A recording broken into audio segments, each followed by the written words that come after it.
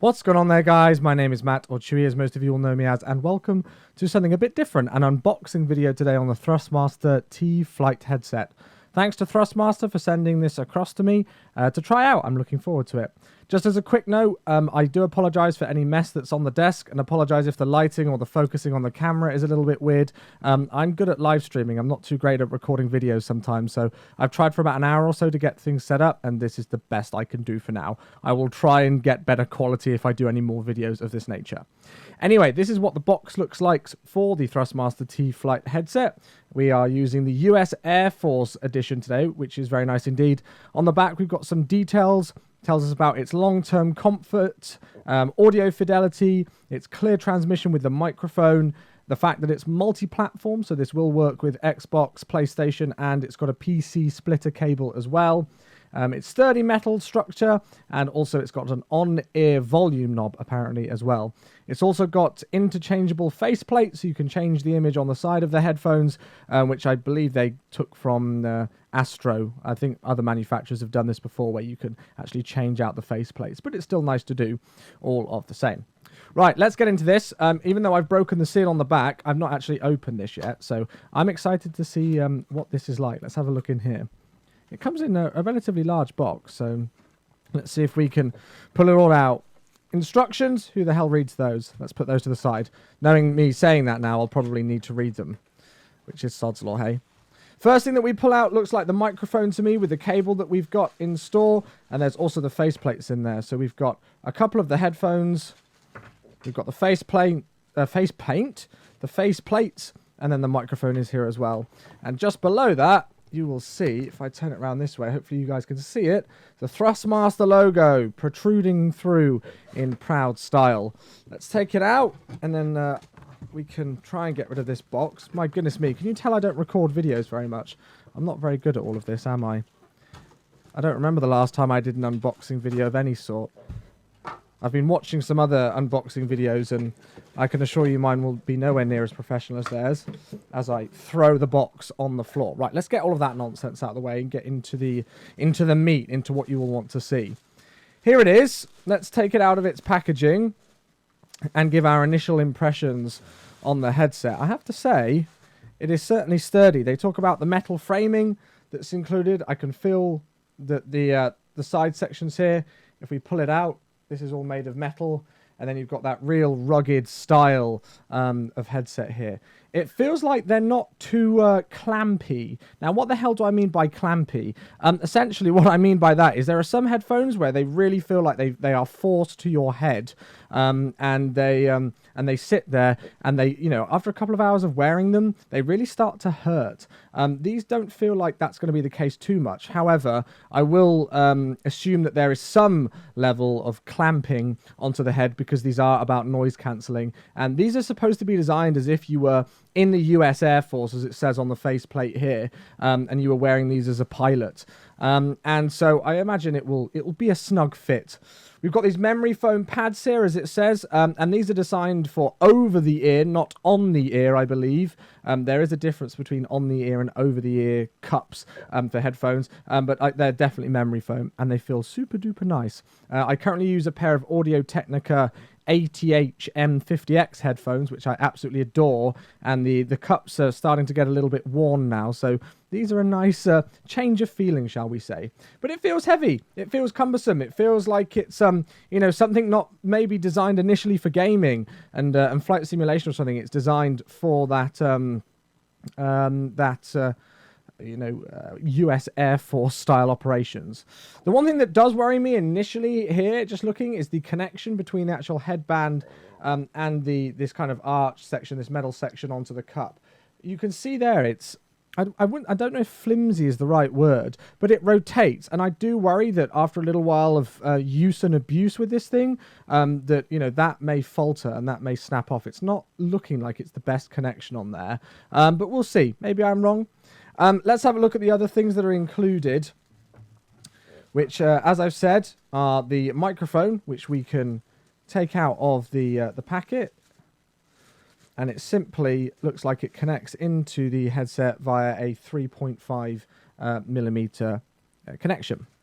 We've also got some more cables here. I'm assuming these are for use with computers and maybe also with consoles as well. So we've got your standard 3.5mm headphone in green and then microphone in pink cables for the computer.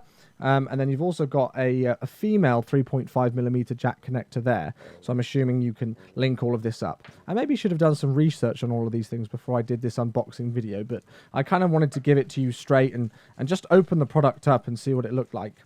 Next, we've got the faceplate.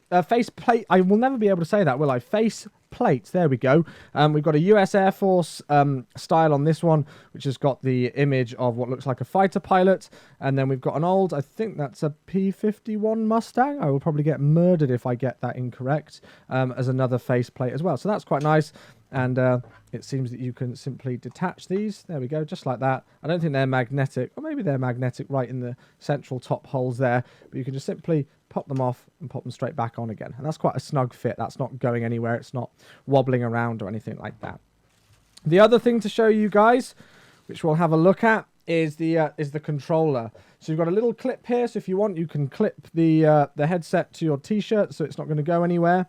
And it looks like you've got control here. So audio controls, whether you want to have your microphone active or whether you want to mute your mic, so you can just simply slide this up and down, whichever you want to do. And then, yeah, this looks like it's a... actually, I think this is a microphone volume control, which would make sense that if you've got the microphone volume control on this little device thingy box here, technical words, Chewy, you've then got the headphone volume on the side of this cup, as you can see here, which is very nice. So that just means it's quick and easy access. If you're getting shot and you need to turn up the volume a little bit to try and hear where it's coming from, or it's too loud with an explosion, you need to turn it down, you can do so with this. And again, that feels really sturdy.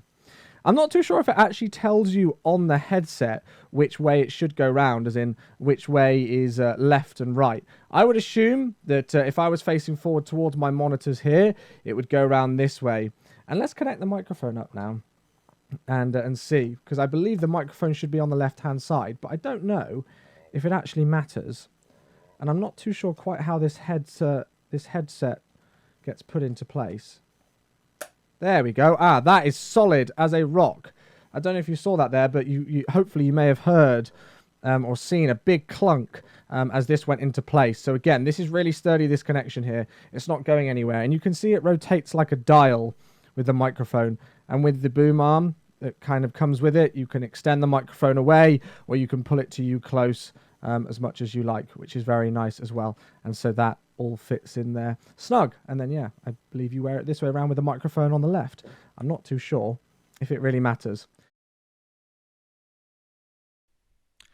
Right, welcome back. The video's not over yet. We have unboxed the headphones and we popped them on, as you can see. I've plugged them into one of my computers and thought I'd try them out. I've listened to a little bit of music to compare the audio quality compared to my other pair of headphones, which, as I said earlier, is the Audio Technicas.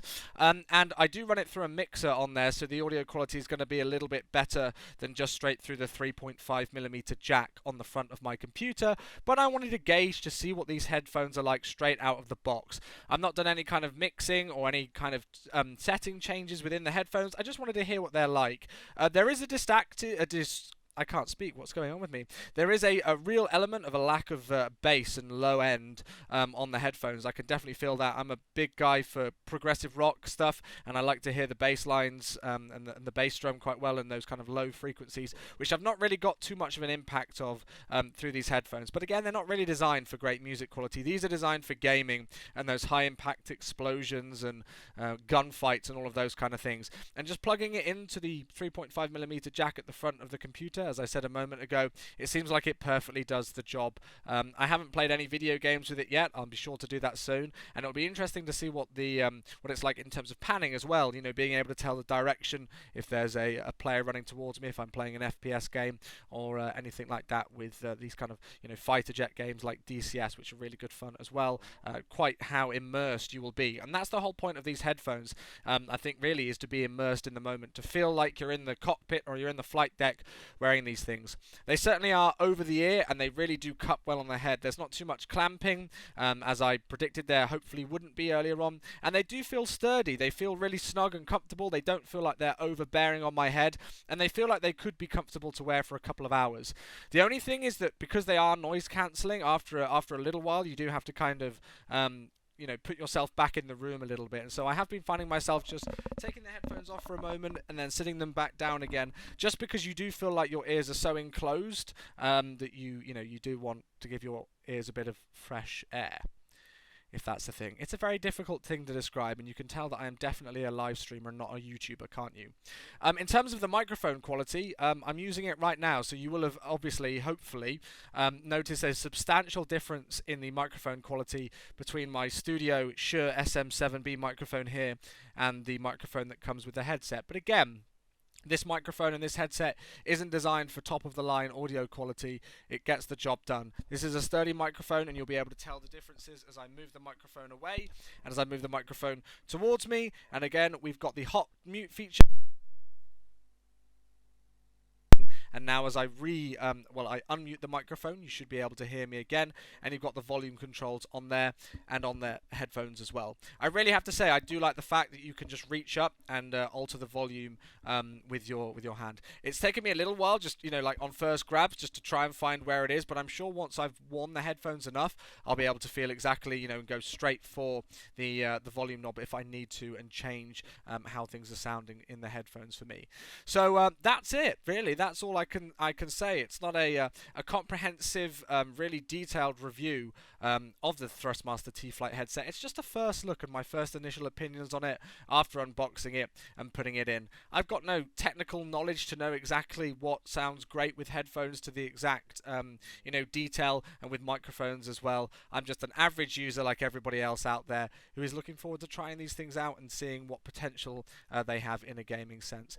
I have to say, these feel a lot more sturdy than a lot of the other gaming headsets that I've worn in the past from various other brands, and I'm really looking forward to trying these out in game and seeing how they get on for me. Thanks very much for watching the video, guys. I really hope you enjoyed it. If you did, make sure to subscribe and like and leave a comment as well. I hope my ugly mug and my terrible knowledge of everything didn't offend you too much. Thanks for watching.